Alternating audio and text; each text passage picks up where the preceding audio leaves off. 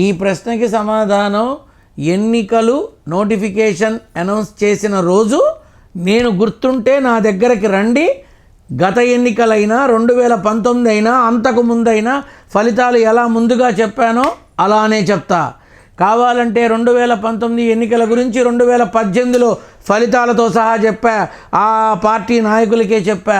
2024, 23 జరిగిన ఎన్నికలకు సంబంధించి వాళ్ళకి సంబంధించి ముందు ఫలితాలు చెప్పా. మీ మాధ్యమాల్లో ఉన్నాయి నేను చెప్పిన విషయాలు. ఏదో సరదాగా నోటికొచ్చిన మాటలాగా మాట్లాడను, ఖచ్చితమైన విధానాలతో ఉంటాను.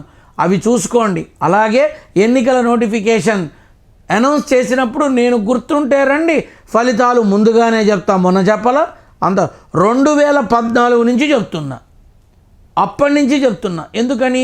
నారసింహుడి అనుమతితో నేను చేస్తున్నటువంటి భగవత్ సేవలో నిజం చెప్పడమే నాకు తెలుసు. కాకపోతే ఇప్పుడు ఉన్న 2027 మార్చి ఉగాది తర్వాత ఒకవేళ మళ్ళీ ఎన్నికలు వచ్చినా నేనేం ఆశ్చర్యపోను. ఎందుకని? 2027 సంవత్సరం కొన్ని కీలక నిర్ణయాలకి పట్టుకొమ్మ కాబోతోంది. ఆ సంవత్సరంలో కనుక ఒకవేళ జమిలీ ఎన్నికలు అనేది అనౌన్స్ అయితే మాత్రం యావత్ భారతావనిలో దాదాపుగా 9 నుంచి 11 రాష్ట్రాల్లో ఎవరు ఈ ఊహకి అందని ఫలితాలు వస్తాయి. ఇది నిజం.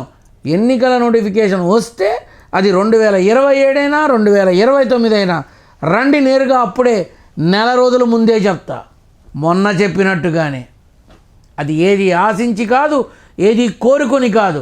నారసింహుడి బిడ్డగా, సీతమ్మ కొడుకుగా, భగవత్ సేవకుడిగా చెప్పడానికి ఆలోచించను. Like and subscribe Eagle Media Works.